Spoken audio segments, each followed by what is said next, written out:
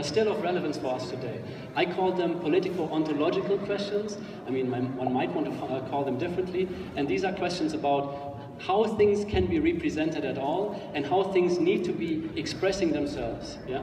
Or things, more concretely, how a public selfhood needs to be expressing itself.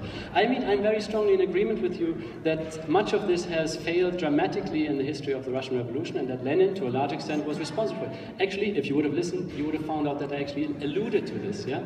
That there are major problems of democracy in the version of Leninism that we find in the 1902 text, and that we find in the further development of Bolshevik rule. But at the very moment that I'm speaking about, the moment of dual power, we find the opposition between democratic self-rule of the workers' councils as opposed to parliamentary democracy, and we find that there's a very much higher standard of self-rule on the level of the Petrograd and the other Soviets. And what is interesting about this is that it fails. How and why? And I think we should learn from this and not just start with our anti-communist presentiments in the first place. Well, we taped everything.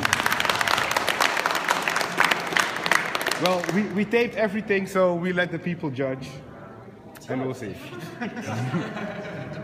I'm afraid I can live with it.